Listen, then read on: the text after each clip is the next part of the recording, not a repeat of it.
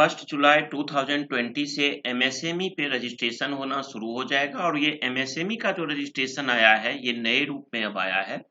अब सारे लिमिट्स वगैरह इनका डेफिनेशंस वगैरह चेंज हो गया है जो कि 1 जून को नोटिफाई किया गया था। अब जो ये आया है ये 26 जून 2020 को आपको नया नोटिफिकेशन दे दिया गया है जिसमें आपको बताया जाएगा कि आप टर्नओवर का कैलकुलेशन कैसे करेंगे, प्लांट एंड मशीनरी का कैलकुलेशन कैसे करेंगे, किस तरह से अपना रजिस्ट्रेशन करेंगे। ये सारी प्रोसेस आपको इस नोटिफिकेशन में जानने को मिलेगी और इस वीडियो में। तो वीडियो के एंड तक बने रहिएगा। वीडियो बड़ी होगी, मैं स्किप कोई भी वर्ड नहीं करूंगा इसमें, तो आप भी स्किप मत करना, देखने में टाइम लगेगा। अगर आपको सीखना है और जानना है तो थोड़ा सा टाइम देना पड़ेगा। मैं कोशिश नहीं कर पाया इसमें छोटा वीडियो बनाने का, क्योंकि पूरी नोटिफिकेशन को अगर हम ब्रेक कर देते हैं ना तो फिर सेटिस्फेक्शन नहीं हो पाती है। तो यहाँ पे जो अब नया जो एमएसएमई का पोर्टल होगा उसका नाम होगा उद्यम रजिस्ट्रेशन और ये 1 जुलाई 2020 से ये अप्लीकेबल हो जाएगा। क्लासिफिकेशन जो इंटरप्राइजेज का इन्होंने दिया है, एमएसएमई में 3 चीज होता है, एमएसएम, माइक्रो, स्मॉल और मीडियम इंटरप्राइजेज। 3 तरह के इंटरप्राइजेज होते हैं। माइक्रो इंटरप्राइजेज में वो इंटरप्राइजेज आते हैं जिनका प्लांट एंड मशीनरी या इक्विपमेंट, यहाँ वर्ड देखिए और लिखा हुआ है, तो प्लांट एंड मशीनरी और इक्विपमेंट में जो इन्वेस्टमेंट है वो अप टू 1 करोड़ रुपीज है और टर्नओवर जो इनका है वो अप टू 5 करोड़ रुपीज है। अब प्लांट एंड मशीनरी और इक्विपमेंट का मीनिंग हम समझ लें एक बार। Plant and machinery manufacturing unit के लिए होता है और इक्विपमेंट्स जो होते हैं वो आपको सर्विस सेक्टर के जो इंडस्ट्रीज हैं उनके लिए है। तो यहाँ पे ये पॉइंट आपका क्लियर हो जाएगा। जो स्मॉल इंटरप्राइजेज माने जाएंगे उनका प्लांट एंड मशीनरी या इक्विपमेंट का इन्वेस्टमेंट अप टू 10 करोड़ होना है और टर्नओवर जो है इनका वो अप टू 50 करोड़ रुपीज होना है। साथ ही मीडियम इंटरप्राइजेज जो माने जाएंगे उसके लिए इन्होंने दिया है प्लांट एंड मशीनरी का 50 करोड़ और टर्नओवर जो है वो 250 करोड़ रुपीज होगा। अब इसमें हम जानते हैं जो इनका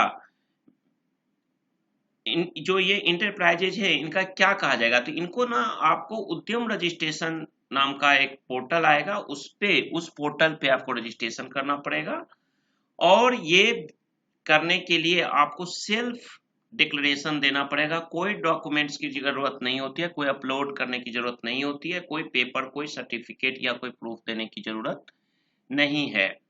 उसके बाद इन्होंने, जब आप रजिस्ट्रेशन कर लोगे ना उद्यम रजिस्ट्रेशन पोर्टल पे जा करके, तो आपको एक परमानेंट आइडेंटिटी नंबर मिलेगा जिसे कहा जाएगा उद्यम रजिस्ट्रेशन नंबर, ठीक है। और एन ई सर्टिफिकेट, नेमली उद्यम रजिस्ट्रेशन सर्टिफिकेट, और आपको एक ई सर्टिफिकेट दिया जाएगा जब आप रजिस्ट्रेशन कंप्लीट कर लोगे पोर्टल पे, ऑनलाइन खुद से कर लोगे, कहीं जाने की जरूरत नहीं है। इंटरनेट पे देखते हो ना 8,000, 2,000, 4,000 पैसा दीजिए, वो लोग भी क्या करेंगे, आपका फी ले लेंगे और आपको फिर कहेंगे कि आप अपने कंप्यूटर पे मेरा पोर्टल खोलिए और वहां से और खुद करिए। उससे बेहतर है आप खुद कर सकते हो, समझ लो वीडियो को और खुद से कर लेना, कहीं पैसे देने की जरूरत नहीं पड़ेगी आपको। और ई सर्टिफिकेट जो आपको मिल जाएगा उद्यम रजिस्ट्रेशन सर्टिफिकेट, इसको आप अपने पास सेव रखना, अपने डाटा पे रखना और इसी से आपका बिजनेस चलना है, यही आपका सर्टिफिकेट हो जाएगा। अब इन्होंने ना कंपोजिट क्राइटेरिया जो इन्वेस्टमेंट और टर्नओवर का है उसका क्लेरिफिकेशन किया है। A composite criteria of investment and turnover shall apply for classification of enterprises as micro, small और मीडियम। जब कोई इंटरप्राइजेज, 2 क्राइटेरिया इसमें है, एक टर्नओवर का और एक प्लांट एंड मशीनरी या इक्विपमेंट के इन्वेस्टमेंट का। अगर आप कोई भी सीलिंग लिमिट को पार कर जाते हो ना, 2 में से कोई भी क्राइटेरिया का, इन्वेस्टमेंट या टर्नओवर का, it will cease the exist in that category and be placed in the next higher category. मतलब जहां आपने क्राइटेरिया पार किया, तो अगर ज्यादा किया तो आपको स्मॉल से माइक्रो में भेज देंगे या माइक्रो से मीडियम में कर देंगे। उसमें से 2 में कोई भी, चाहे इन्वेस्टमेंट हो या टर्नओवर हो, ऐसे ज्यादातर तो टर्नओवर को देखा जा रहा है। But no enterprises shall be placed in the lower category unless it goes below the ceiling limits specified for its present category in both the criteria of investment as well as turnover। आपको upgrade किया जाएगा, load नहीं किया जाएगा, यानी medium से आपको micro में या स्मॉल में नहीं लाया जाएगा, ये ध्यान रखना है। All units with GST listed against the same pen shall be collectively treated as one enterprise, and the turnover and investment figures for all of such entities shall be seen together, and only the aggregate value will be considered for deciding the category as micro, small और medium enterprise। अब आप लोगों का ना एक बड़ा सवाल होता है कि सर अपना जीएसटी नंबर जो है वो कई हैं, पेन तो एक है आपका, परमानेंट नंबर जो अकाउंट नंबर है, पैन कार्ड वो एक है, जीएसटी नंबर आपने 5 कंपनी का अलग अलग लिख रखा है, तो क्या पांचों कंपनी को अलग अलग करना पड़ेगा रजिस्ट्रेशन? नहीं, आपको एक पेन पे ही अगर पांचों कंपनियां हैं तो सबका आपको एक ही सर्टिफिकेट एमएसएमई का मिलेगा, ये ध्यान रखना है। ये जीएसटी की तरह अलग अलग आपको नहीं मिलना है। अब इम्पोर्टेंट पॉइंट जो है इनका, calculation of investment in plant and machinery और इक्विपमेंट, ये इंपॉर्टेंट लाइन है, इसे ध्यान से समझिएगा। प्लांट एंड मशीनरी या इक्विपमेंट का जो कैलकुलेशन होगा वो जो आपने पिछले फाइनेंशियल ईयर का रिटर्न भेजा ना, इनकम टैक्स का रिटर्न आईटीआर, उससे देखा जाएगा कि आपने उसमें क्या लिया है, वही अमाउंट आपको डालना है एमएसएमई में, ठीक है। और अब सवाल उठता है कि जो पुरानी कंपनी है उसके पास तो पिछले साल का रिटर्न फाइल किया, लेकिन जो नई कंपनी है वो क्या करेगी? तो जो नई कंपनी है, in case of new enterprises, आपके पास आईटीआर नहीं है प्रायर, कोई बात नहीं, आप जो इन्वेस्टमेंट कर रहे हो ना वो सेल्फ डिक्लेरेशन पे दे देना, और ये रिलैक्सेशन आपको 31 मार्च तक दिया जाएगा। यानी कि अगर आज आप कर रहे हो तो आपको 30 मार्च 2021 तक ये मौका आपको मिलेगा, क्योंकि फिर इस फाइनेंशियल का तो आईटीआर आप फाइल करोगे ही करोगे, ठीक है। और प्लांट एंड मशीनरी और इक्विपमेंट का भी सेम मीनिंग रहेगा, जो आपने इनकम टैक्स का जो रूल है 1962, इनकम टैक्स रूल 1962, वही डेफिनेशन यहाँ पे रहेगा। साथ ही प्लांट एंड मशीनरी में आपको टांजिबल एसेट्स को भी इंक्लूड किया जाएगा, जिसमें कि लैंड और बिल्डिंग, फर्नीचर और फिटिंग्स को नहीं किया जाएगा, ये ध्यान रखिएगा। लैंड और बिल्डिंग और फर्नीचर और फिटिंग्स को प्लांट एंड मशीनरी या इक्विपमेंट्स में नहीं लिया जाएगा। अब न्यू कंपनी के लिए आपके पास जब आप परचेज इनवॉइस, जो प्लांट एंड मशीनरी के लिए क्या करोगे, आप जब परचेज करते हो प्लांट एंड मशीनरी, कोई मशीन आप परचेज करे हुए, तो उसका जो इनवॉइस वैल्यू होगा वो आपको एज ए प्रूफ रखना पड़ेगा। The purchase invoice value of a plant and machinery और equipment whether purchase first hand और सेकेंड हैंड, चाहे वो आप फर्स्ट हैंड का मतलब नई कंपनी से खरीदो या आप किसी फैक्ट्री से उस मशीन को खरीदते हो सेकेंड हैंड, वो आपको लिया जाएगा। To shall be taken into account excluding GST on self disclosure basis if the enterprise is new one without any ITR। यानी ITR तो आपको देना, ITR का नहीं, आपने नया कंपनी है तो ITR आपने फाइल नहीं किया। अब ITR फाइल नहीं किया तो प्लांट एंड मशीनरी का वैल्यू कहां से दोगे? तो प्लांट एंड मशीनरी का देना, चाहे आप नया मशीन खरीदो या पुराना मशीन खरीदो, उसमें ना जो GST का वैल्यू होगा उसे लेस कर देना। जैसे आपने अगर 1 लाख का मशीन खरीदा और उस पर अगर 18,000 रुपये का GST है तो 18,000 कम कर देना, ठीक है। तो बिल आपका 1,18,000 का हो जाता है, तो जीएसटी का वैल्यू 1,18,000 रुपया आप नहीं दिखाओगे प्लांट एंड मशीनरी का वैल्यू, प्लांट एंड मशीनरी का वैल्यू आप 1 लाख ही दिखाओगे। उस पर जीएसटी पोर्टल, जीएसटी का जो पोर्शन है, जो टैक्स अमाउंट है, उसको आपको अपलोड नहीं करना, और ये सेल्फ डिक्लेरेशन की तरह आपको अपलोड करना है, तो बहुत आसान हो गया। उसके बाद हम जानते हैं टर्नओवर का कैलकुलेशन कैसे होगा। सबसे पहली बात ध्यान रखना, जो टर्नओवर का कैलकुलेशन होगा ना, उसमें आप जो एक्सपोर्ट करोगे ना, चाहे गुड्स या सर्विस या दोनों, उसे टोटल टर्नओवर में लेस कर देना है। जो आपका टोटल, यानी कि आपको ना सिर्फ डोमेस्टिक टर्नओवर को दिखाना है यहाँ पे। तो export of goods and service or both shall be excluded while calculating the turnover of any enterprises, whether micro, small या medium, किसी भी enterprises का आप कैलकुलेशन करते हो, चाहे आप माइक्रो का करना या मीडियम का करना या स्मॉल का करना, ठीक है ना। Next, information as regards turnover and export turnover for as enterprise shall be linked to the income tax act और द CGST। अब आप जो रिटर्न GST का फाइल करते हो ना इनकम टैक्स का, बार बार मैं भी कई वीडियो में कहा हूँ कि आपको बहुत ध्यान से करना पड़ेगा। ये जितने भी टर्नओवर वगैरह है ना, ये सारे लिंकिंग किए जाएंगे आपके GST रिटर्न से और इनकम टैक्स रिटर्न से कि आप उसमें क्या दिखा रहे हो, ठीक है ना। The turnover related figures of such enterprises which do not have PAN will be considered on self-declaration basis for a period up to 31st March 21 and thereafter PAN and GST and shall be mandatory।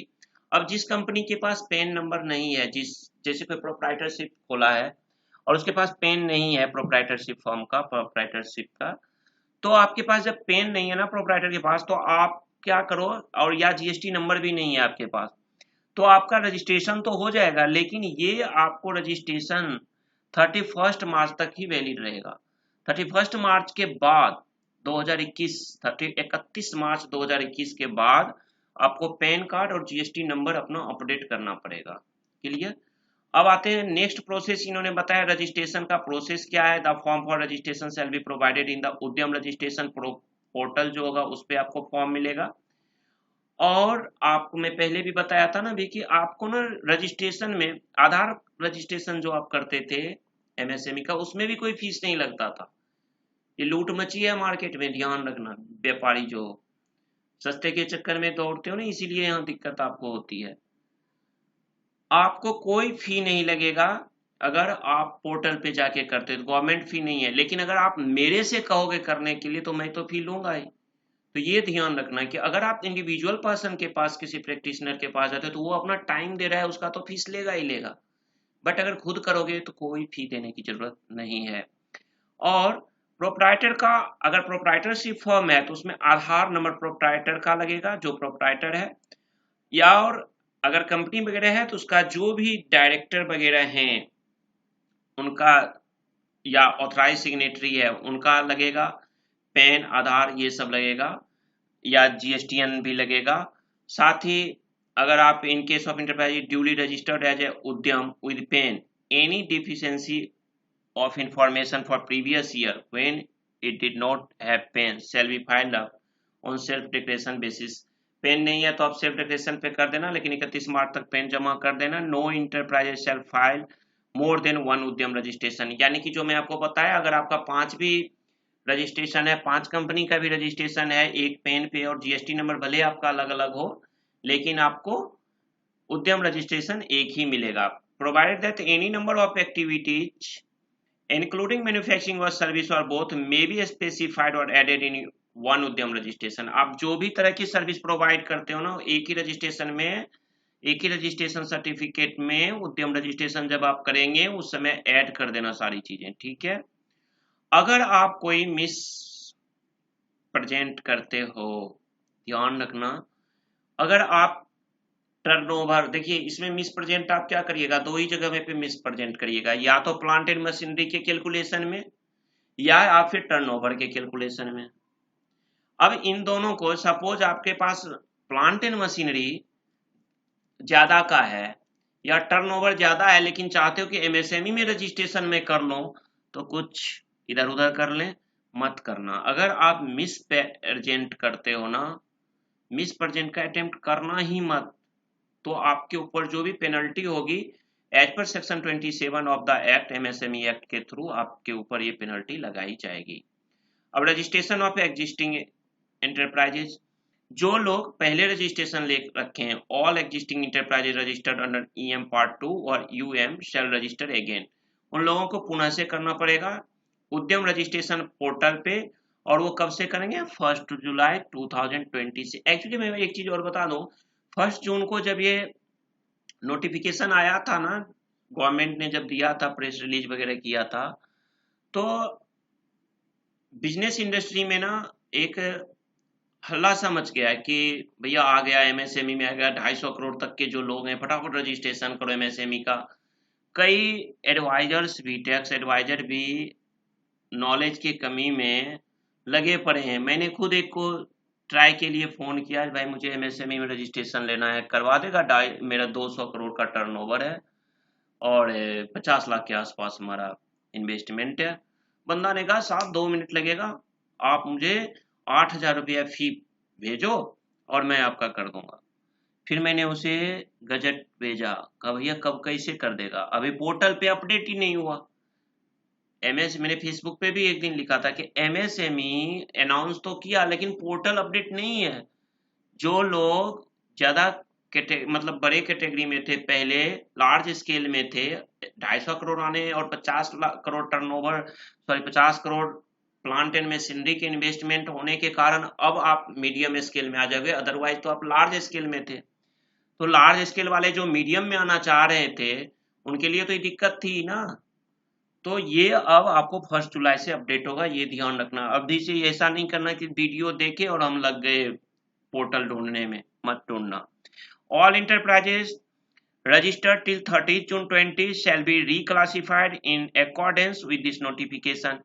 30 जून तक जो लोग registration करवाए हैं अपना, उनका फिर से वो किया जाएगा, रिक्लासिफाई किया जाएगा। जो ये नया डेफिनेशन आया ना उसके अनुसार कि क्या वो किस में फॉल करते हैं, स्मॉल में, मीडियम में या आपको माइक्रो में, तो उसके अनुसार फिर से इशू होगा certificate. The existing enterprises registered prior to 30 June 20 shall continue to be valid only for a period of 31st day of 21, यानी 31 मार्च 2021 तक ही वैलिड माने जाएंगे। अब आता है updation of information and transition period in classification. अब अपडेशन की बात आती है। An enterprises having Udyam registration number shall update its information online in the Udyam registration portal including the details of the ITR and the GST return for the previous financial year and such order additional information as may be required so self declaration on self declaration basis। जो updation की बात आती है, उद्यम registration पे आपको declaration देना है, उसमें आपने जो आईटीआर और जीएसटी रिटर्न का सेल वगैरह दिखाया है, प्लांट एंड मशीनरी वगैरह दिखाया है, उसी सबको सेल्फ डिक्लेरेशन के बेसिस पे देना है। और अगर आप फेल्योर करते हो रेलिवेंट इंफॉर्मेशन देने पे, जो पीरियड आपको दिया जाएगा, तो वो आपका उद्यम रजिस्ट्रेशन नंबर जो है वो सस्पेंड कर दिया जाएगा। Based on the information furnished for और gathered from government source including ITR or GST return, the classification of the enterprises will be updated। अब जब आपने सपोज करो आप क्या कि उस समय रजिस्ट्रेशन के समय तो डेटा दे दिए, लेकिन अगर आपका डेटा, आपने जो डेटा अपलोड किया सेल्फ डिक्लेरेशन से, वो डेटा अगर आपका ITR और GST से नहीं मिलता है, तो सिस्टम ऑटोमेटिक आपको अपडेट कर देगा आपके इंटरप्राइजेज को, चाहे तुम जिसमें आप फॉल करोगे, जो कैटेगरी, चाहे स्मॉल, माइक्रो या मीडियम में। In case of graduation of an enterprises a communication will be send to the enterprise about the change in the status. अगर कोई भी चेंज होगा ना तो वो आपको कम्युनिकेशन किया जाएगा। नेक्स्ट पॉइंट है, in case of an upward changes in terms of investment in plant and machinery or equipment or turnover or both and consequent reclassification, and enterprises will maintain its prevailing status will expiry of 1 year from the close of the year of registration।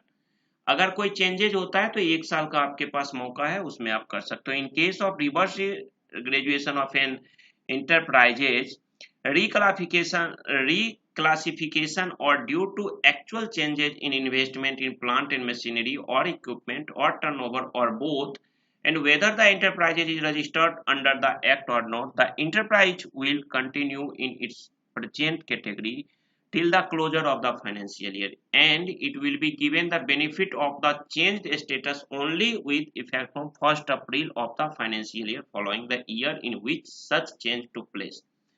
अगर बीच में आपका कोई change हो जाता है, आपका turnover बढ़ गया या आपका इन्वेस्टमेंट बढ़ गया, तो बीच में आपका उसका कोई इफेक्ट नहीं पड़ेगा। आपका जो नेक्स्ट फाइनेंशियल ईयर स्टार्ट होगा 1 अप्रैल से, उस पे इफेक्ट पड़ेगा जब आप पिछले का आईटीआर फाइल करोगे या रिटर्न फाइल करोगे तब।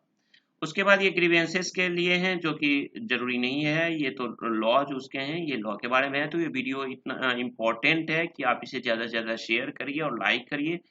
साथ ही अगर आपको कोई भी दिक्कत हो एमएसएमई से, देखिए इसके बताने के बाद तो आप खुद कर लेंगे। और आधार का जो ये जो पोर्टल लगा है, जैसे आप आधार का करते थे ना, आधार रजिस्ट्रेशन का, उसी तरह से इसका भी करना है। तो एमएसएमई का जैसे करते थे आधार वाला, उद्योग आधार का रजिस्ट्रेशन, उसी तरह से उद्यम का भी आप कर लेंगे पोर्टल आते ही। बहुत आसान रहेगा ये भी।